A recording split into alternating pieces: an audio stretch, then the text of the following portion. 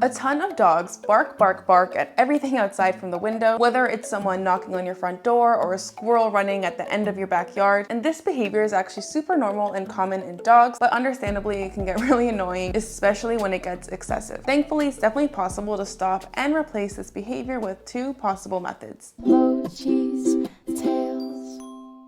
First of all, assess when your dog barks. Does your dog only bark when the delivery man comes up your porch, or maybe he barks whenever anything moves on your property? Whatever the situation may be, it's important to take note of this because this is really important for managing the circumstances. If your dog is on the extreme end of things where they bark at everything, the first step is to manage the situation, like I said, by investing in some curtains or some kind of view blocker so that your dog can't see out the window during times when you really can't have them barking, such as nighttime or during a work call or something. And even if your dog isn't on the extreme side, let's say they only bark when, another dog is passing by on the street, you could still block their view during these times when you can't have them barking. And this is just a great way to manage the situation and also not let them practice/reinforce that bad behavior, which is barking. Once you've taken note of when your dog barks and you have managed the situation when necessary, we have to start desensitizing them and replacing this behavior. For example, if your dog only barks when someone steps onto your porch, or maybe when someone rings your doorbell, the first step is to desensitize them to just the noise. So for example, you can have a friend or family member come over that your dog already knows and trusts them, and have them step onto your porch. Let's say that's the trigger.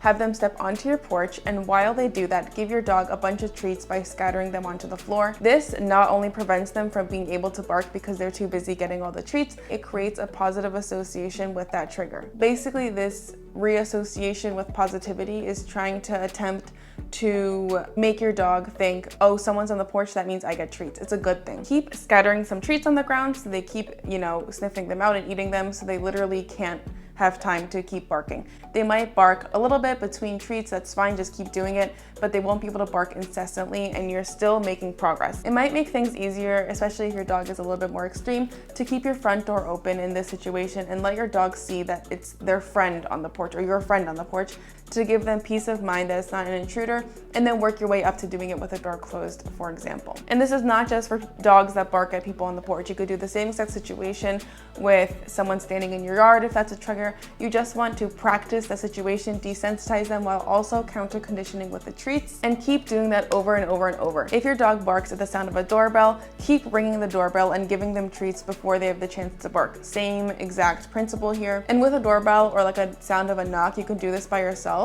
by just ringing the doorbell yourself and giving them treats. Here you'll see me doing this with Mochi because knocking is a trigger for him. So I just make the knocking sound, doesn't matter where, I could do it on a desk, wall, whatever, and scattering treats. Chances are 99% your dog will still bark when you first start desensitizing them to these noises and views, but by scattering treats, your dog will start associating these signals with good things, and also let them know that when they don't bark, the outcomes stay the same. So like I said before, when you give them these treats scattered on the floor, chances are your dog won't have the chance to bark so incessantly like they're used to, but they will see that if they bark a lot, if they don't bark at all, if they bark a little, the outcome is still the same. The person on the porch is gonna go away. Now, some dogs only need this method. For example, my dog Mochi stopped barking when people knocked on the door after just a few days of, consistently doing this training, and now he literally never barks. But if your dog is on the more extreme end of things, you can also teach them to replace this behavior. This means that whenever there's a trigger, instead of barking, you have to teach them an alternative behavior, such as going to lie on their bed or going in their crate, and the sound or the view or whatever the trigger is going to be essentially a replacement for the command. It's going to automatically tell them to do that thing. To do this, every single time your dog sees or hears their barking trigger, and you might have to simulate this yourself to practice, and immediately when they see this trigger and they're about to bark, lure them into their crate. If that's your chosen replacement behavior, lure them into their bed. Whatever else you want them to do that exactly when they see their trigger. You can also add a verbal cue to this, especially if they already know one, but the ultimate goal would be for your dog to automatically do this without having to be asked in the future. For example, if someone rings on the doorbell, that can literally serve as the verbal cue. It'll just be an audio cue for your dog to do whatever he's supposed to do, like go to the bed, go to the crate, etc. An alternative method to teaching this replacement behavior will be to let your dog start barking first and then giving them a verbal command to go to their bed or go to the crate, whatever you choose. The only issue with this one is that you'll always kind of have to be there to tell them to do that. It won't be as automatic. But either way, repetition is key for this one because your dog doesn't learn to bark overnight. First of all, it's very instinctual. Probably a lot of them is coming out of territorial or excitement, whatever. But either way, your dog learned that barking is okay over probably years.